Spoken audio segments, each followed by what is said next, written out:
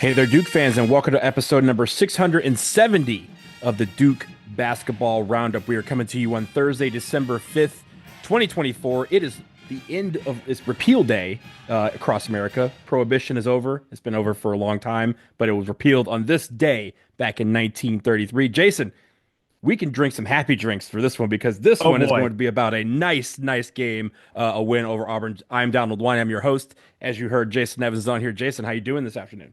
I'm doing great. I have to tell you, so that game left me so wired. I was watching it in my bedroom yesterday. By the way, was Kathy Evans's birthday, my wife's birthday.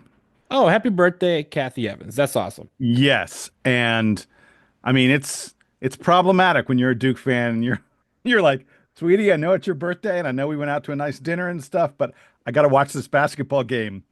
Um, So she very politely tolerated it, but the game ends and she's like ready to go to bed. She's tired, It's like got to get up for work in the morning. I'm tired. I work at CNN, so I have to get up really early every morning because I work on morning shows at CNN and morning, mid-afternoon. So I can't go to sleep. I'm so damn wired from that game. Same. I was up till about 1 a.m. just lying in bed, like, please fall asleep. But my adrenaline was pumping. In fact, during the second half, I was complaining. I was like, it's really hot. Can I turn on the fan? I can turn up the AC a little bit. And she was like, what are you talking about? My adrenaline watching the game was so high that I thought it felt like it was 80, 85 degrees in my bedroom. Jason, I will say 1 a.m. is like usually around when I normally go to bed. So late for me was last night, 2:37. That's when I actually put head to pillow. Again, the Yeah, but adrenaline was I there. wake up at Yeah. 5 a.m. Yeah, I wake up at 6. So I mean, like we're not we're splitting hairs here. But the idea here is this: we both were up late, as were a lot of you out there, because this game was absolutely incredible. 84 to 78, the final score. Duke wins over number two Auburn. Remember, number two Auburn, the first number two team to ever step foot into Cameron as a non-conference opponent, I should say. And they leave with the loss. Duke moves to 6-2 on the year. We begin as always with the headlines. We got a metric buttload of headlines from a bunch Yeah. of people. Jason, I have a few picked out. I'm sure some of ours were overlap, but I will start with this. You remember we were talking about college football and we were talking about all these teams planting the flag in midfield, and we had a nice back and forth about whether that was acceptable. Well, Jeff Lamb, my boy Jeff Lamb, to start with his, he goes, Cooper outdoes college football weekend and plants his flag against Auburn. I thought that was great considering the topic of conversation in the United States. Yeah. Speaking of topics of conversation, I noticed we got a bunch of Book of Isaiah Yes, headlines. People a who lot of are biblicals, a lot of biblicals. a lot of references to Mr. Isaiah Evans. And I found two of the Book of Isaiah headlines that I really like. Ted Allen gave us the Book of Isaiah: Evans bombs Auburn, Flagg and Proctor sweep out Brooms Tigers. I thought that was good. And then the Hmm. K-Man, David Kerman, always good for a good headline and observation. We love the K-Man. He gave us Book of Isaiah: Evans schools the Tigers with a flaming first half. Flagg finishes them off with flawless fundamentals. I think that he wrote that to see if he could trip me up reading it. Baby. I Uh-huh. got all those F's. Flaming first half, Flagg finishes, flawless fundamentals. They all came out. Ted Allen, you mentioned Ted Allen. He had another one that I liked, and it's going to talk about one of the things we're going to bring up in the good. Ken Palmed, Duke's D and Flag cool off hot shooting Tigers. We talked about how the unstoppable force meeting the immovable object, number one Auburn offense versus number one Duke defense. Those things in Ken Palm remain constant today. There are other things that have changed drastically as a result of this game last night. Josh Levinson had a nice one. He wrote, Tigers come to Bull City, mess with the Devils, and get the horns. Hey, horns for Bulls, horns for Devils. Love it, love it, love it. And I had a couple more, but Jarrett Strauss wrote, and you talked about Evans. In an early hole, Duke turns slim chance into flag-tastic win. I thought that was great. Slim being the nickname for Isaiah Evans, or at least one of the nicknames for Isaiah Evans. All right, I got a few more. I had to do this one. Jang Hoon Ju from South Yeah, Korea. South Jang from Korea. South Korea. Right Jason, to it. I will Yeah. say, we did the Spotify Wrapped thing, and we are being listened to in 18 countries. I do not know if South Korea is number 19 or if they're one of the 18, but shout out South Korea for chiming in here. In any event, Jang wrote to us. He said he loves the pod. He's part of the Duke fan community there in South Korea, and he was so thrilled to write to us. His headline isn't the greatest, but I mean, dude, if you're going to write to me from South Korea, he wrote free throws, free throws, free throws. Yikes! Evans, Evans, Evans. Yes, that's a good headline. Scott Sauer gave us all burned, broom brushed back and blasted by Baby Ingram. And then the last one I have, we got a limerick. We got a couple limericks, but we got one that I really liked. Bill Slayton. All right, Bill, here I go. Post Maui, Coach Bruce Pearl discerned that a number one ranking he'd earned, till scorched by John Shire and the Devil's hellfire, which caused him to say, "We're Auburned." Nice job, Bill Slayton. We had a couple of headlines that went to Auburn in there. I will say that I have a couple more that I want to do. Eric I mean, Blumenfeld, who we got like 60. we got like a billion of them, right? And so thank you to everyone who continues to send in headlines. Doesn't mean that we didn't read it. I'm telling you, I read every last one of them. That's probably why I was up till 2:37 a.m. and then had to wake back up again at 4:30 in the morning. Eric Blumenfeld, he wrote, "War damn devils. Duke displays toughness and togetherness as they tame the Tigers in Cameron." And then Jason, this one's may not be the best one, but I feel like it's one that's super appropriate given last night. Brandy Mills, simply for her headline, simply wrote DDMF. If you know, you know. Thank you to everybody who sent in the headlines. Let's get to the good in this game. And Jason, I want to start general because the DDMF leads into this. John Shire led off his press conference, and with all the things that happened last night, he led with a very simple statement. That was a heck of a 2 hours because it was. Cameron was in full vintage Cameron. A lot of people who were texting me that were there. The crazies were on point.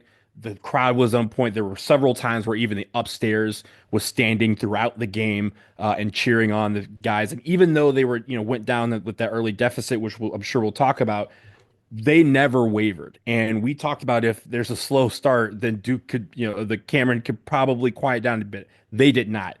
That led to the comeback that led to Duke kind of surging and taking over and getting out to a sizable lead before holding on. It became, I mean, overall, this game was just an incredible game to watch. Whether you were a neutral or you were a fan of either team, you should be absolutely ecstatic and excited at what you saw on the court last night. Not all perfect, but man, was that a hell of a game. And that is the type of game that helps grow a team as the season goes on. Donald, you've hit on something I really wanted to talk about from the start. And it's sort of a general comment. And I want to begin with this. With 10 minutes left in the game, at the 10-minute mark, I took a note to myself that I wanted to make sure I sort of, planted a flag in the sand, so to speak, and said, this is something I want to remember from this game, regardless of how the final 10 minutes go. And it was this. I said, obviously, I really, really want to win this game. But regardless of the outcome, this game is yet more proof that right now, in this moment, right now, Duke can compete with anyone in the land. Auburn is considered by most to be the best team in the country, and Duke is playing them absolutely even, in fact, a little bit ahead. Again, I wrote this with a 10-minute mark left. I said, but there's this. As our youngsters get better in the coming months, you talked about growth. I said, I am now absolutely convinced the Duke will enter March as the best team in the country. And all season long, Donald, you and I have been preaching patience with this team. Jordan Brenner came on this podcast a few days ago. Folks, if you haven't listened to that episode yet, go back and listen to it. Jordan Brenner came on and he begged Duke fans to be patient with this team. I can't even count how many times, Donald, you and I have said the Duke of today and the Duke of March will not be the same thing. A team that relies this much on 17 and 18-year-olds is going to change. It's going to adjust. It's going to learn throughout the season in a way that a team of 22, 23, 24-year-olds will not. So that all brings me to this. In his article about the game last night, Brendan Marks, friend of the podcast, brilliant writer for The Athletic, Brendan Marks commented extensively on Cooper Flagg specifically. And he said that Cooper Flagg has been obsessed with the turnovers that he made against Kentucky and Kansas that caused us to lose those two games. Cooper told Brendan Marks, quote, ever since both of those games, it's been a pain in the back of my head. It burns at me every time I think about it. I wish I could get those possessions back. And so not having any turnovers tonight was huge for me. That's what Cooper said. Brendan Marks then closed his article about that by saying this. He said, look, Cooper Flagg won't be perfect from here on out. But here's to betting on more finishes like what he did on Wednesday than what he did against Kentucky, to betting on his growth. And then Brendan Marks said this. If Duke has come this far in a month, how high can they rise by March? Okay.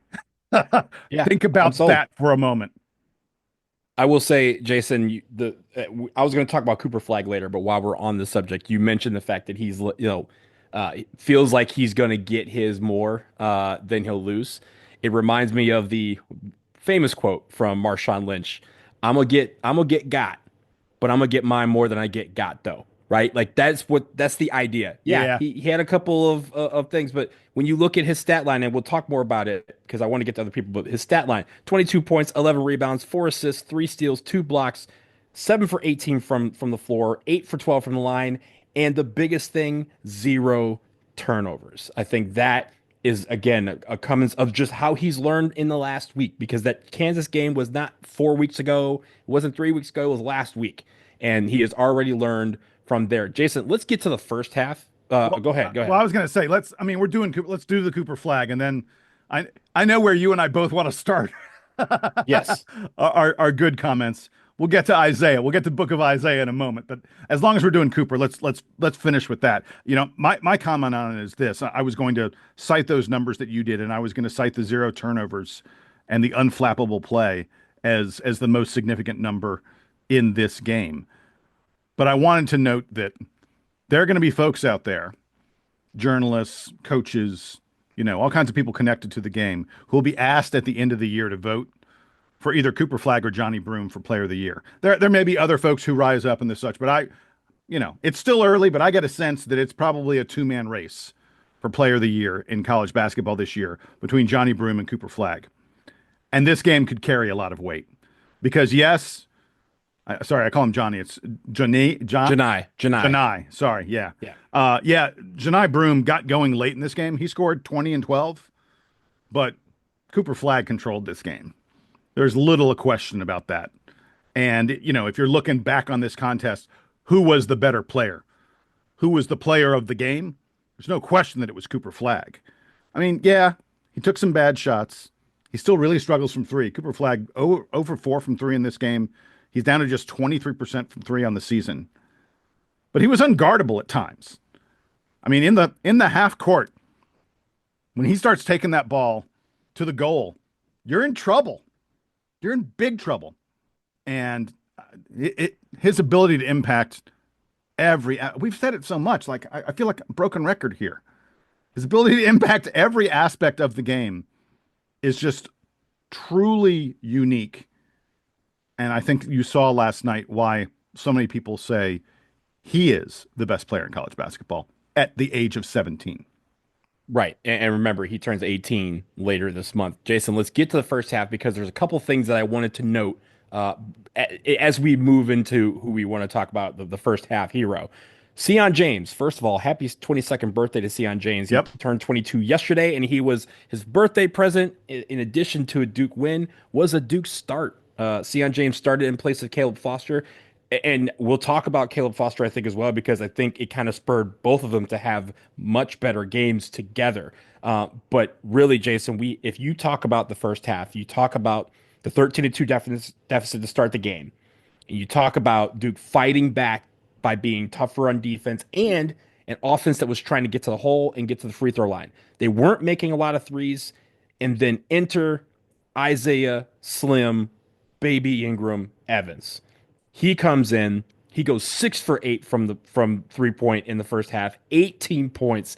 And it felt like Jason, I'm sorry, I'm just gonna put it out there. I did not pick any of the six for my play of the game, but each of them were probably the most important. Like if there's an MVP, most valuable play, it was all six of his 3 pointers. Yeah, I mean, I love the fact. First of all, it's worth he got early minutes. We had been Yep. speculating, we've been talking about this. We're everyone's been wondering, what role is he going to play? And I want to really quick put something aside. We are not going to come on here, you and me, and criticize John Shire for Isaiah Evans not playing against Kentucky and Kansas. I got emails, I got text messages, I've read all over the place. People being like, that guy last night who hit 6 of 8 3-pointers, you think he might have helped when we couldn't hit the broadside of a barn against Kentucky or Kansas? I don't want to hear any of that because whatever was going on with Isaiah Evans, he knew he had to get better. And that to me is the important thing. The fact that he earned the early minutes he got in this game. That's why Isaiah Evans was able to have that kind of impact on the game because he had worked at earning it. And John Shire in the postgame said, there's an attitude that Isaiah Evans has had every day at practice. He comes up to the coaches. He doesn't say, I want to work on shooting.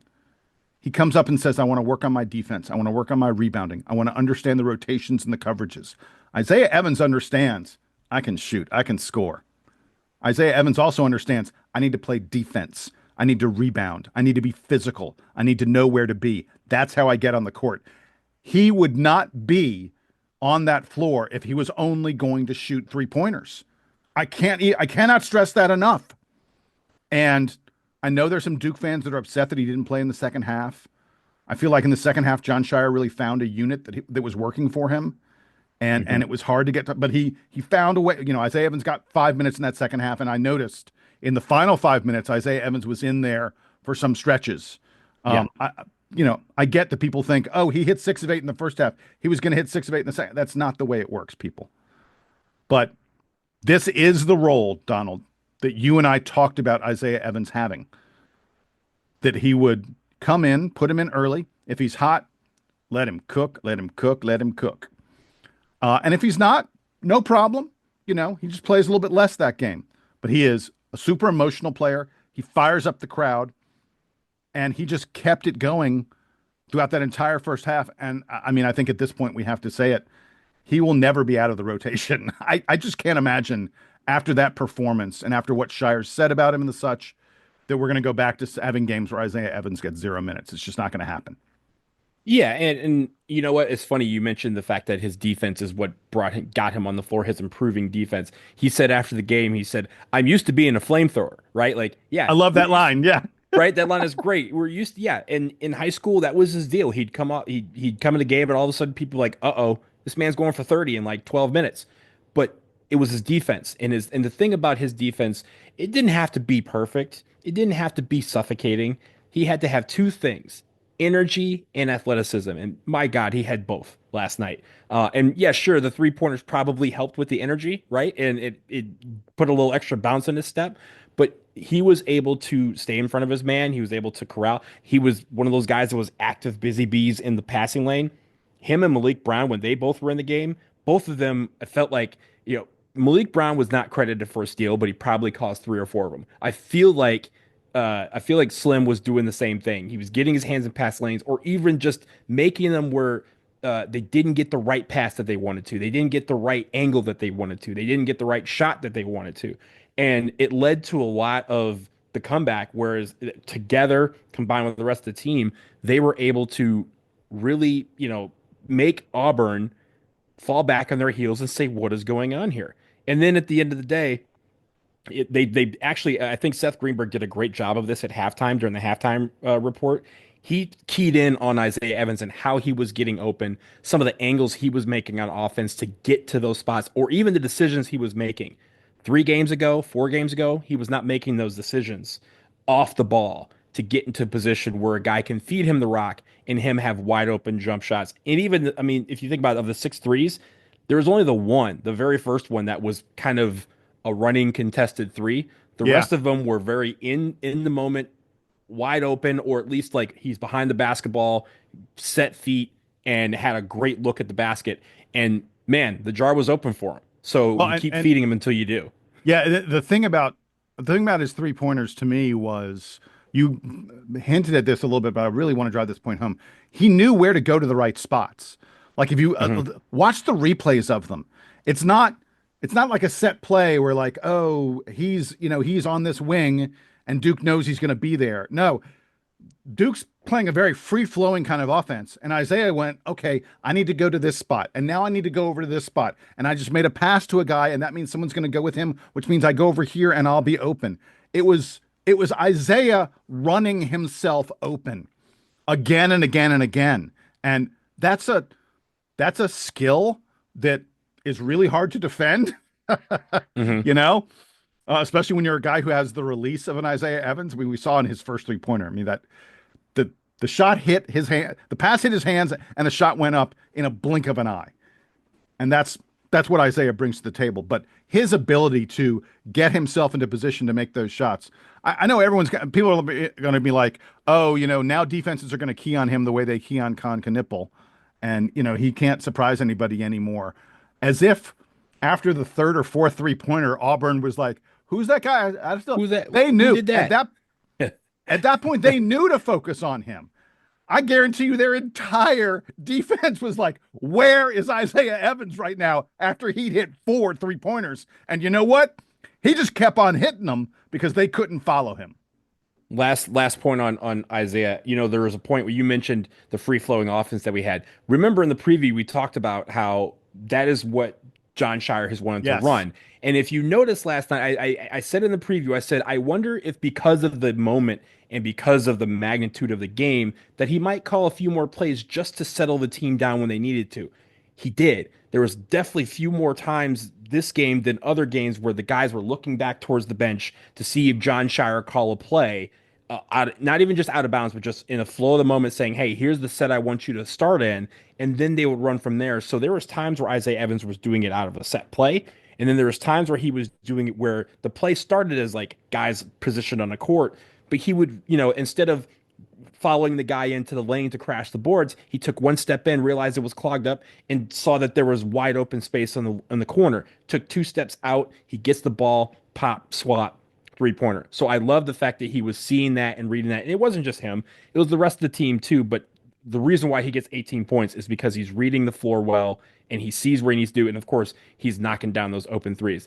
Jason, I mentioned that we started out in a deficit 13-2 in the first like 3 minutes and 20 seconds of the game or something like that, or two Yeah, minutes it's and 30 bad. seconds of the game.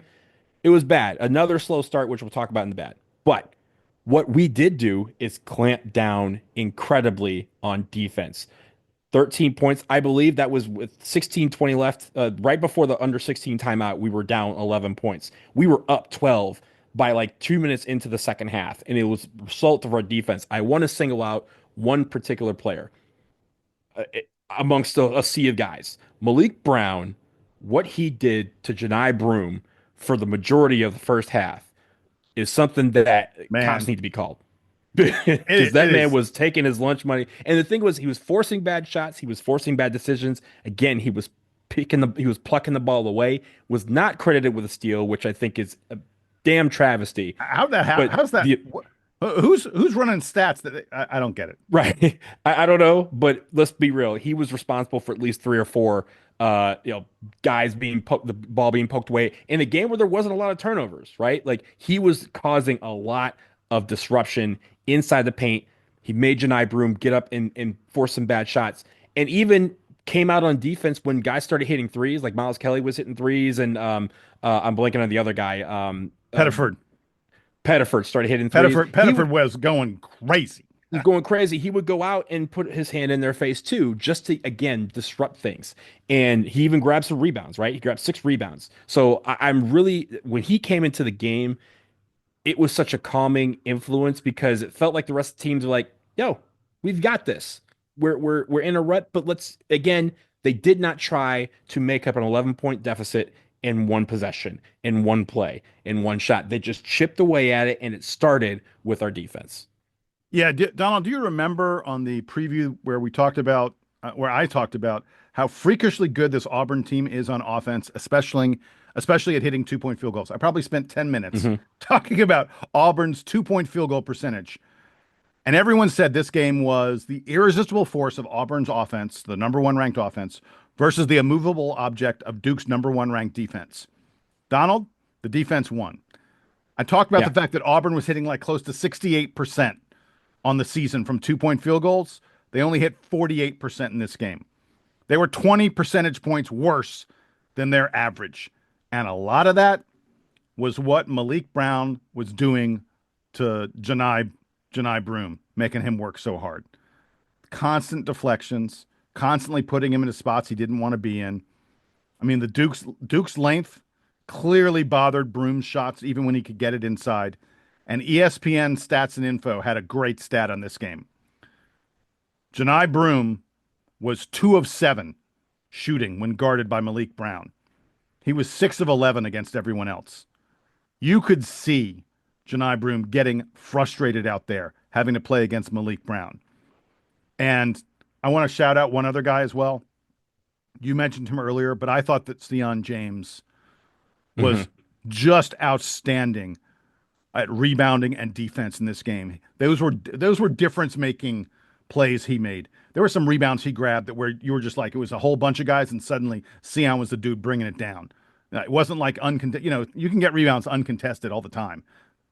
Sion's were they were man rebounds, and his defense was truly impressive. There's a block that Sion James makes with a minute and a half left in the game that would have been a layup for Pettiford, and he blocked it. That was just a huge moment. I want to say we were up 5. I think it was to cut it to 3. But Sion was like, "Nuh-uh, you're not getting." I mean, it was a great athletic, anticipatory block that he had, and he did that kind of play again and again throughout this contest. If we're talking about defense, I think it starts with Maliq Brown and Sion James. Yeah, I think C.I. James, he did a lot on offense and defense. I think he was a spark offensively early in the second half before Cooper Flagg kind of said, okay, it's my show, let's go. Jason, very quickly, I wanted to shift to the offense because I wanted to see if you saw something. Looking at Ken Palm today, Duke has moved up from 4 to 3. Not a big deal, but like, hey, we're in the top 3, which is Yeah, great. If you mentioned the unstoppable force, the immovable object, that is the number one Auburn offense and the number one Duke defense. Those things remain constant today. That right. didn't change. But our offensive efficiency went from 23rd in the country to 10th, while Auburn's defense went from 7th in the country to 27th. That, my friends, is not what we expected from this game. We expected the unstoppable force and immovable object to be the star here. But what was the star was the efficiency that we did again at just chipping away at that lead and making the right plays on offense. Points off of turnovers, we led 13-1. Points in the paint, 38-34. Fast break points, Duke wins that 16-0. That was Bench That's points. amazing. That's That's amazing. incredible. Bench points, 33-27, of course, spurred by the 18 points from Isaiah Evans. And then second chance points, 20-19. And I will say this, Jason, the one thing, what's a stat that we like to keep hold of? That stat is 12, the number of turnovers in the game. Yep. If you're above that, it's usually hard to win a game. If you're below that, it gets increasingly easier to win that game. Duke had 4 turnovers the whole game. They forced Auburn into 6 turnovers in the second half alone. We took care of the basketball. We made the right plays. Even if we weren't making shots, we were able to make the right plays and again, eventually chip in that lead, take a sizable lead, and then we were able to hold on through a lot of different factors, but really it was finding people. Isaiah Evans in the first half, and in the second half, it was mainly Cooper Flagg. But I will say this, there were other guys that contributed as well. Tyrese Proctor had 12 points and 5 rebounds and an assist and a steal.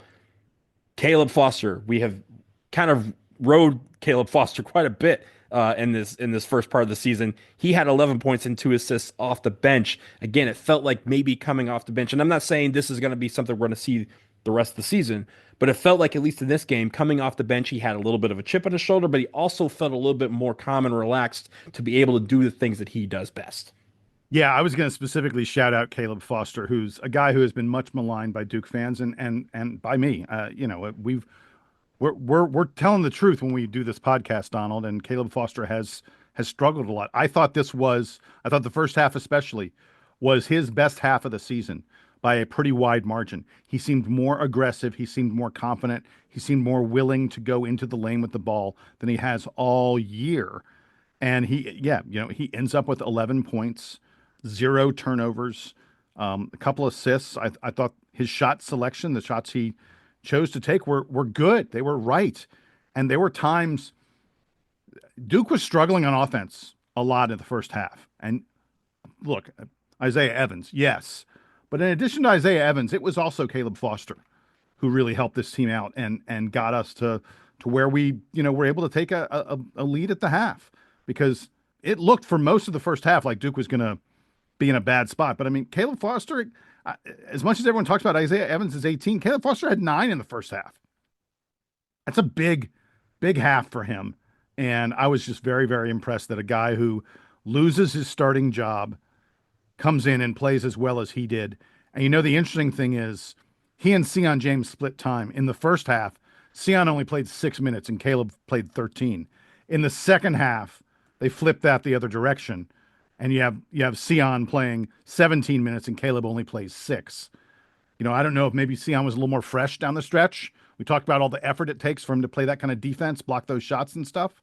Maybe one of the reasons he's able to do that is because Caleb is there putting in really good minutes early on in the first half for him. And if you notice, the very first person to check into the game was Caleb Foster for Sion James. So it wasn't like he was reduced to being like the third guy off the bench or something like that. It's not a demotion by a sense. It's kind of, I mean, John Shire kind of alluded to it after the game. He said, look, we have more than 5 guys that can start a basketball game. And so we're going to call on all of them to play starters type of minutes. And it doesn't matter whether you start or you finish or you come off the bench. You have to be ready to do to do your job. And I thought Caleb Foster, again, a guy who's struggled quite a bit to start the season, was able to put it all together and have a really good game last night, which we're really happy for and hope continues. Jason, you mentioned the shooting struggles in the first half. We shot like 45% from the floor. But I will say this, Jason, the reason why our offensive efficiency metrics went up is because for the game, we shot 50%. We shot 41% from 3. And those were the two things where, again, in the second half, especially, we actually shot better from 3 in the first half than we did the second half. We shot better from the floor in the second half than we did the first. And I will say that when we talk about maybe this team needs a slow start to kind of get going. We wish that wasn't the case. We'd love to just jump out to an early lead Yeah, tell and me never about look it. back. That would be much easier for us. But I feel like this team, again, doesn't waver. It doesn't get shook. And even the physical, like even against Kansas, right? Even against Kentucky, when we had the lead or we had the early deficits and we climbed back from them, it was a steady, like, okay, guys, like we're down. Like, what are we doing here? Let's go. When we play our game, you take out the first 3 minutes of every basketball game, I feel like we're blowing everybody out by 30. And that's just how this team has been so methodical and just chipping away at leads, taking the lead, and then for against last night and also against Arizona on the road, we were able to hold them off. And I think that's a really good thing to have as this young team with sprinkled with some veterans continues to grow. So I got one more thing I wanted to do, and then I'm kind of done with the good. I don't know if you have more, but the last thing I wanted to mention in the good was I know we're going to talk about free throws in the bad, but I want to talk about them in the good. Duke shot 27 free throws in this game. Like we talked about, at times we were struggling on offense. We found a way to get points at the free throw line. We found a way to get productive offensive possessions at the free throw line. And I forgot, we were going through all the numbers on Cooper Flagg. One of the most significant numbers, he drew 10 fouls in this game. Mm-hmm. One guy for Duke picked up 10 fouls from the opposing team. Come on, that's a massive number. And as a result, Cooper went to the free throw line 12 times in this game. 12 free throws all by himself. Do you know how many free throws Auburn shot? Every single player who played for them? They shot 12. Cooper was at the free throw line as much as the entire Auburn team. And it wasn't because the refs were protecting him or Duke bias or any of that BS. It was because Duke was being aggressive with the ball, getting into spots where Auburn had no choice but to put a guy at the line because they couldn't stop him any other way. I thought sort of an underappreciated part of this game and part of Cooper Flagg's game. I will say with the free throws, I'm glad you mentioned it in the good and the bad because I know we'll talk about it in both. But I will say down the stretch, right? Cooper Flagg, I felt like took like 6 or 7 free throws down the stretch. Con Knipple took a couple. Sion James took a couple. I've got this stat for you. In the final five Go ahead. minutes, final Final five five minutes, it was minutes. 7 of 8 from the free throw line. Yes, and I was gonna say Cooper Flagg missed one, and everyone. And other than that, we missed one free throw down the stretch when we were at that point. I think we were 10 for 19 from the free throw line. So again, while we didn't shoot well on the night from the charity stripe, down the stretch when it counted, we made those free throws, baby, and that's what you Amen. need to do all game long, but especially down the stretch. Jason, let's leave the good here. We're gonna pause for a quick break, collect ourselves. We'll get back. Not a perfect game. We'll talk about the things that we need to work on, and we'll give out play of the game honors. And Jason, there's a lot to choose from, but I think we might be in agreement. Stick around.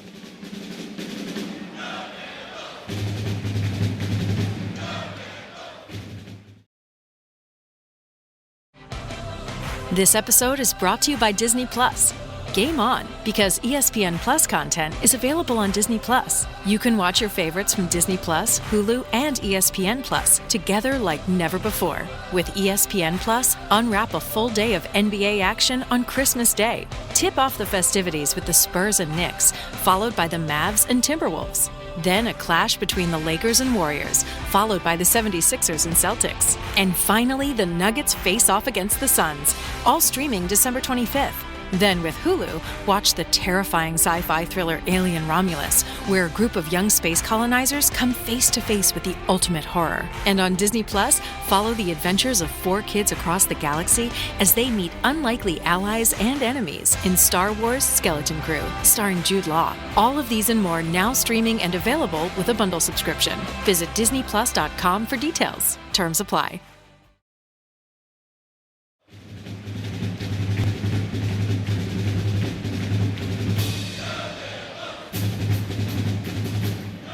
We are back and we shift our attention to the things we need to work on. Jason, I'm just going to start with this. We had another slow start. We've talked about it in the good, how we've battled back from that. My only take from this is we should stop doing that.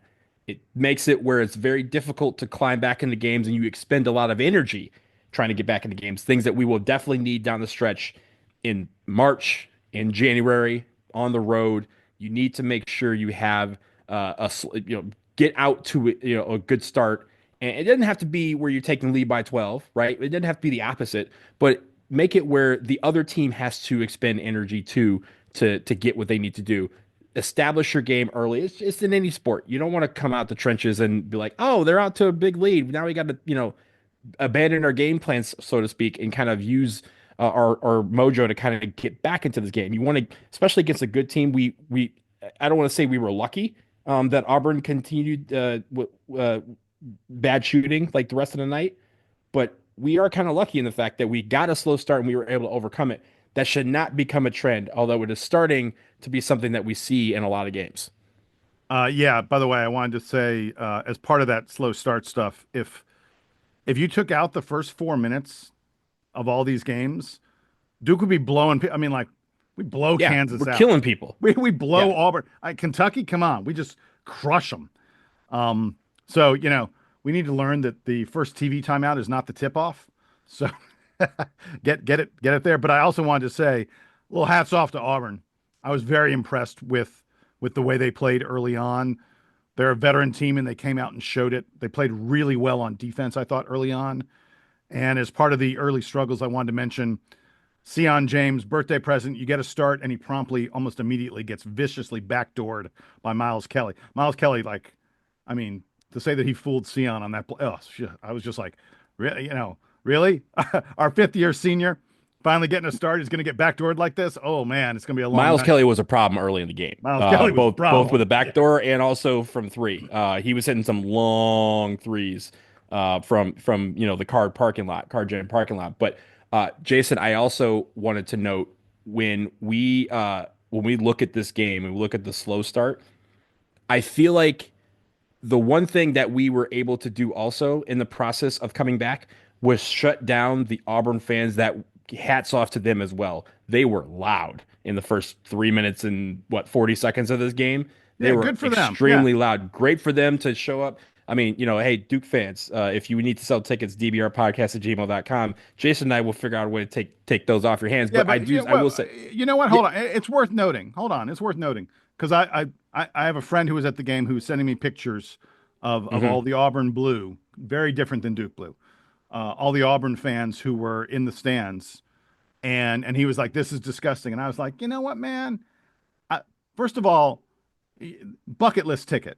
Like if you're a big Auburn fan, your team's playing in Cameron. You're like, I'm gonna be there. The same way all of us. Think about how many Duke fans were like, I'm going to Tucson. I'm going to see Duke play at Arizona. There are mhm. certain places, certain opponents where you go, I don't want to miss that. And as a result, you may go, I'll pay what it takes to get there.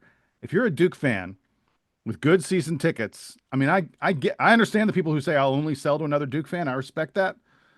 But sometimes you go and get an offer you can't refuse. And I suspect some of those Auburn fans paid a pretty penny and helped out some Duke fans as a result to get into Cameron last night.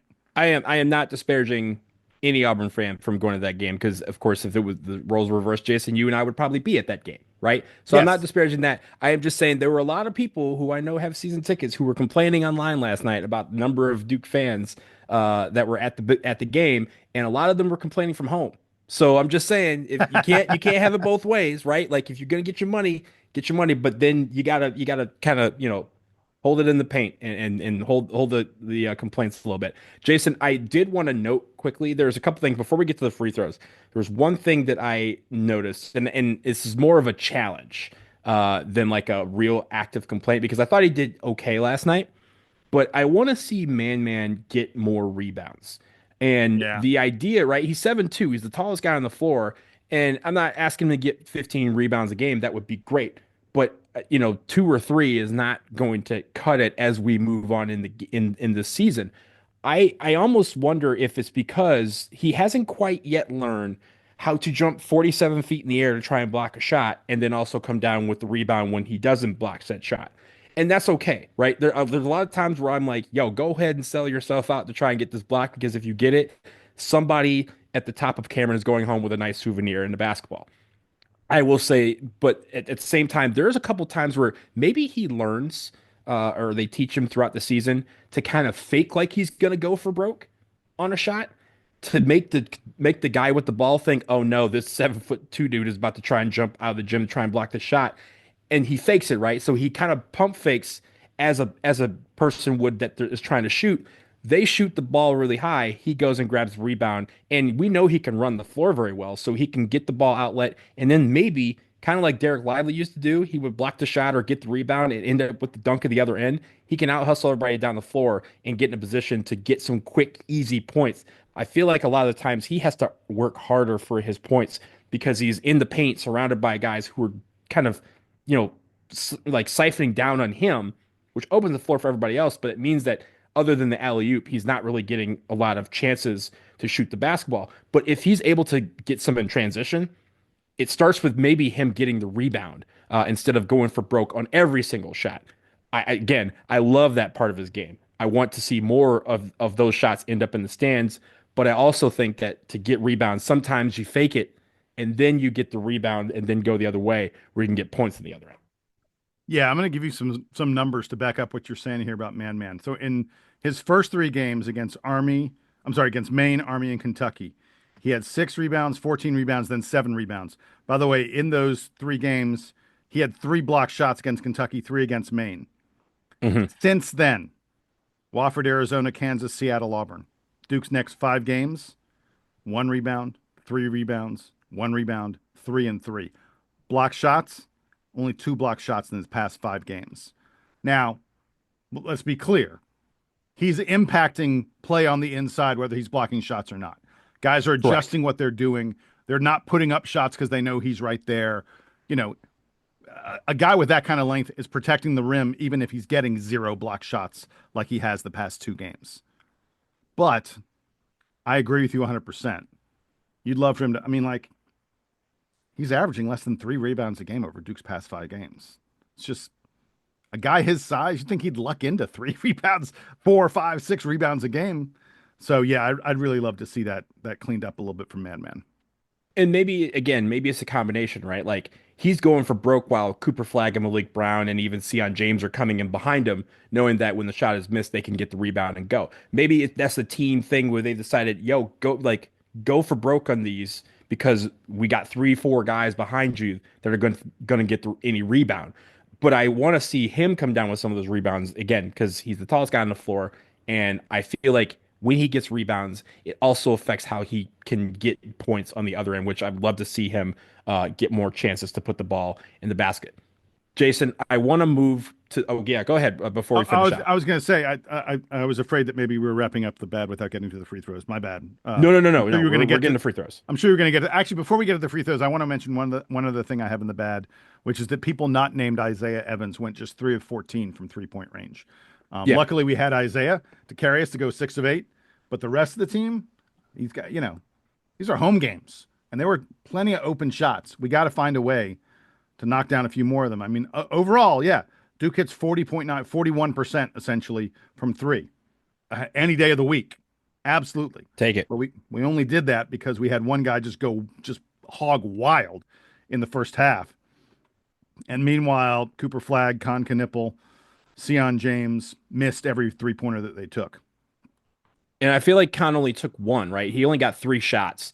It felt like, I mean, Auburn did a great job keeping him at bay and making sure he didn't really get the basketball to do stuff. But again, I felt like the couple times he was 2 for 3, and I think the one miss was the 3-point shot that he took. Correct. Yeah. So and again, that's and by the way, the one he missed, a lot of the games he's had before, right? Like where he had 10, 14 shots a game against these big teams. The one he missed was so wide. Like that was the most wide open shot I've seen him get in weeks.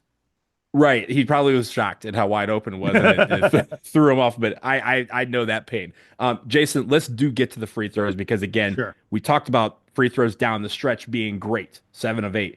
But we were 9 for 16 in the second half, 17 for 27 in the entire game. Jason, when we look at free throws, I want to look at the team, right? And it's not just this one game. I took a look on KenPom at what we have so far when it comes to free throw percentage amongst the team. And mind you, we always say 70% is okay. That's what Duke is at right now. They're about 70%. The national average is 70. National average of all 360 or so teams in the country is 71.2%, and Duke is hitting 71.3%. So we're above average by the slimmest of margins. Slimmest of margins. 75%, decent. 80%, excellent. That's where we want. Teams are hitting 80% of their free throws against us. Their free throw defense is even further in the red. I don't know how that's working, but we can't really do much about that. But what we can do is something about the way we shoot free throws. And there are some guys on here that are shooting free throws well below where they should be. And it's not because I think that everyone should be making 100% of their free throws, because that's impossible. But there are some guys who are making well below what I would think their Mendoza line would be. Cooper Flagg, right around the average, he's at 69.6%. But he takes the most free throws. So, of course, if we can get that up slightly, that's more points for Duke. Isaiah Evans is negligible. Caleb Foster, right? We've seen him struggle all season. He's 8 for 15 from the line. That's 53.3%. I think last year he shot, closer to 80%. So he's something where, that should get up quite a bit and hopefully will. Con Knipple, doing great. He's only missed 1 free throw all year. Sion James is at 80%. And I feel like 2 of them were last night, one after the flagrant one, and one after he had 2 shots on another foul, like maybe seconds later, where it felt like he was a little bit sore from getting smacked across the face. So I will give him some grace there. But before that, he had only missed 1 free throw all year. He's shooting 80% on the year. Man shooting 80% on the year. But Maliq Brown, he's only 3 of 8, but that's 37.5%. Tyrese Proctor doing fairly decent, 76.9%, but again, he hasn't taken that many on the year. The one thing that you talked about in the preview was Duke getting to the free throw line more often, but it don't mean a thing if you don't make them. And so down the stretch, we did great, but we also want to take care of business at the line all game. I'm not asking them to shoot 90% every game. That would be awesome, but I'm not asking them to do that. I'm just asking them to shoot 75% is pretty good. 80% excellent. If we can, as a team, get up closer towards that 75% number, the number of points that translates into will make it where some of these games are not as close as they will be And in March, you want a team where if you got 5 guys on the floor and it's crunch time, the other team is scared out of their minds about fouling anybody because they know that anybody going to the line has the tendency to knock them down. So that is what I'll say about the free throws. I'll give you a chance to say something about them, but I think that is what we need to continue to work on all year. I do not want that to become our Achilles heel. I'll start by really quick, just to correct you. You said Caleb Foster, you thought was around 80% last year. He was only 68, 69% last season. So Okay. he's But a he's guy still below his average, but not still as much well as I below thought. his Yeah. average. And Maliq Brown a year ago at Syracuse was over 71%. These are guys who are well below what you would expect them to do. I want to point out that with regard to the free throws, yesterday we went 17 of 27, which is 63%. It's bad, but it's not like awful. It's not like terrible. If we'd hit a much more reasonable 75%, that's what we talk about. Can we get to 75 or, a little higher than that? That's just hitting 3 more free throws. Like 20 of 27 is right around 75%. But it's worth noting that I know we missed at least one. I think we missed 2 front ends of 1-and-1s. That's only 1 miss, but it really should count as 2 misses. Because you're correct. Yeah. So that brings the points that we're leaving, on the table, that makes it even more. And the other thing that happened was because Duke was so cold at the free throw line through like the first 15 minutes of that second half, we kept Auburn in the game, in a game where they might not have been in it. Because, who knows how this game changes if rather than Duke consistently had like between a 5 and 8 point lead for the most part. We hit our free throws. We hit 2, 3, 4, 5 more free throws, which would, again, not have been an outrageous number to hit.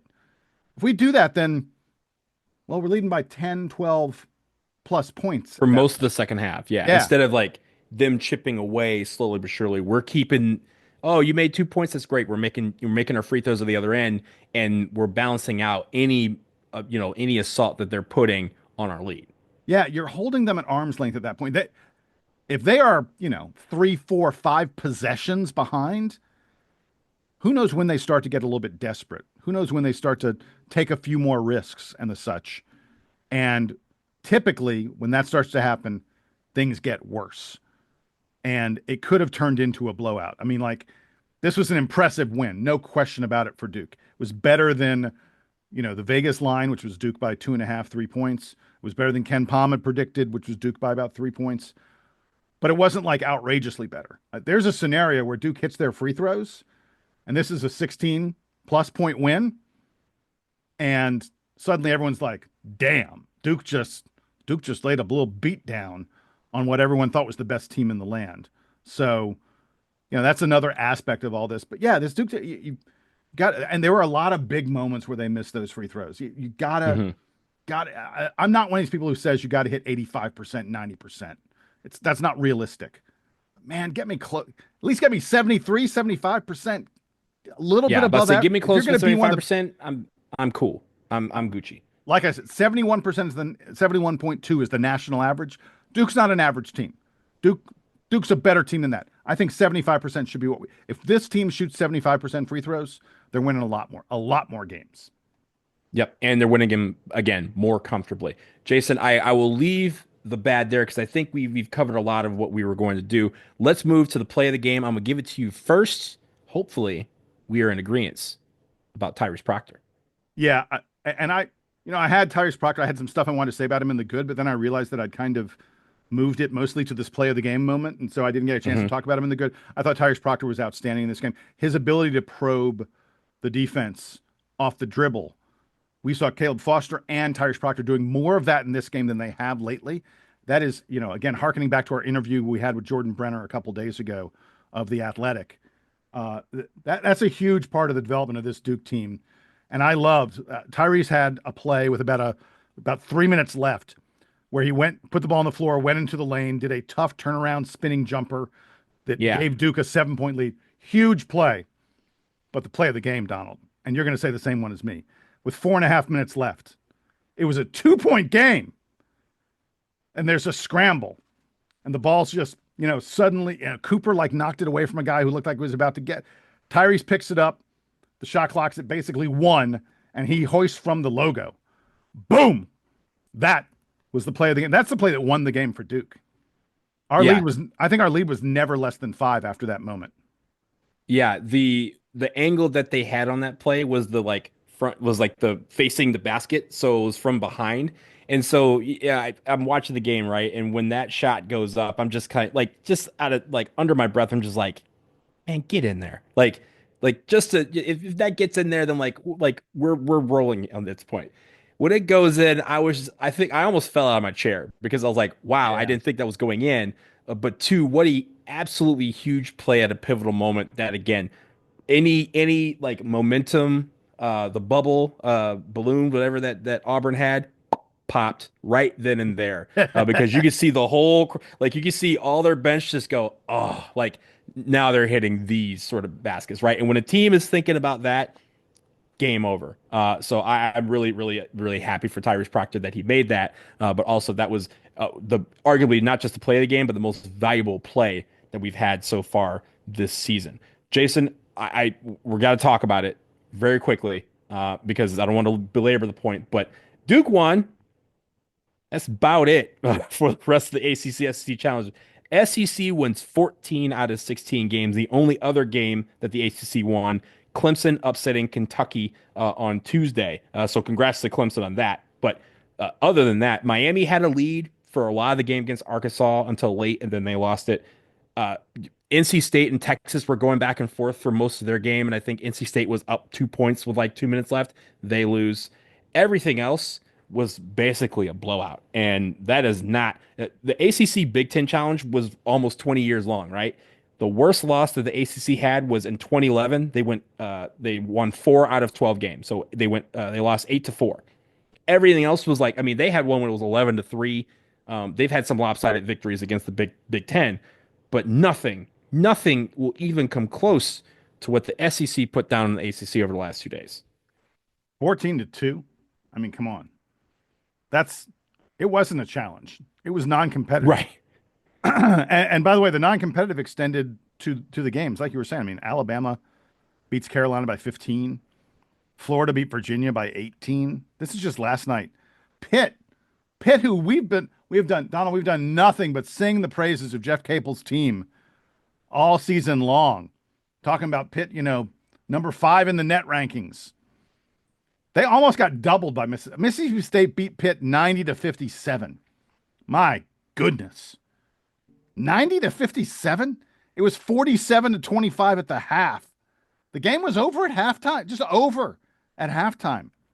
And we saw it from the ACC again and again and again. Virginia Tech lost by 16 points, and I could go back to Tuesday games as well. The ACC just got mollywopped by the SEC again and again and again. And, I want to hearken to a note that I sent to you and Sam Klein about the fact that the ACC got beaten so badly. I don't care. We know Sam doesn't care. Sam is a right. classic ACC hater. But I will say this, Jason, it was great to be the last. I hate usually being the last game of the evening because I mentioned in the preview, I was like, if we don't win this game, it's the first game they lead off with on Scott Van Pelt. And yeah. You don't want to, I love Scott Van Pelt. I want to watch his show. So I don't want to have to turn off immediately afterwards because they're going to talk about this Duke game that we just lost. The last game of both nights are the teams that win. Clemson was the last game of the night on Tuesday. They beat Kentucky in an upset. Duke, the last game of the night against Auburn, they win in what some consider an upset, but Vegas says absolutely not. That was who was supposed to win. Jason, we will leave it there. Maybe next year it'll be more of a challenge for the ACC, SEC, but we will leave it here on this episode of the Duke Basketball Roundup. We will be back in your feeds very, very soon. Probably within the next 24 hours, we will have another episode for you. We have Louisville. We are going on the road for our first ACC game of the season. We will preview that as we always do. But until then, for Jason Evans, I am Donald Wine, and it is now time for the Duke Band to play us out and take us home.